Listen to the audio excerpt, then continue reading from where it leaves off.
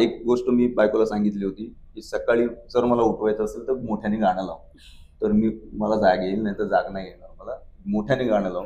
तसं तिने गाणं लावलं. मी उठलो सकाळी, नाचलो जरा वेळ, घरीच नाचलो छान आणि मग माझ्या कामाला लागलो. सगळ्यात काय आवडलं असेल ना की बिग बॉसच्या घरापासून ते माझ्या घरापर्यंतचा प्रवास, जिथे मी ट्रॅफिकचा आणि याचा आवाज ऐकला तिथे मला खूप खुश वाटलं.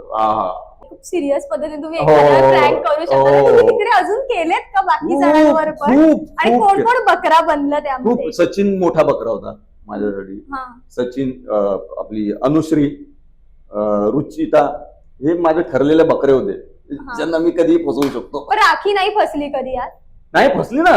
हो, मला जेवढं जगायचं होतं ना तिच्या बरोबर, प्रत्येक क्षण मी तिच्या बरोबरचा एन्जॉय केला. काय बोलू अजून या. राखी सावंत आहे रे ती, काय एंटरटेनमेंटची क्वीन आहे. त्या बांबूच्या सावलीवरून आम्ही गेस करायचो की किती वाजले असतील. 2 वेळा असे प्रकार झाले की तुमच्या प्रोफेसर कॉमेडीवर बोललं गेलं आणि त्यावेळेला तुम्ही स्टँड घेतलात, खूप क्लिअर स्टँड घेतले, पण ती जी रिॲक्शन आहे ती त्याच्या मागे काय एक्झॅक्टली होतं. मला वाईट या गोष्टीचं वाटतंय की हो, मान्य आहे, मला विनोद कळतो, विनोद सादर करता येतो. सागर कारंडे हा पहिला माणूस आहे, त्यानंतर तो विनोदी नट असेल. पण एक माणूस म्हणून मी माझे मुद्दे जर मांडतोय आणि त्यात तुम्हाला फक्त कॉमेडीच दिसते तर ते चुकीचं आहे.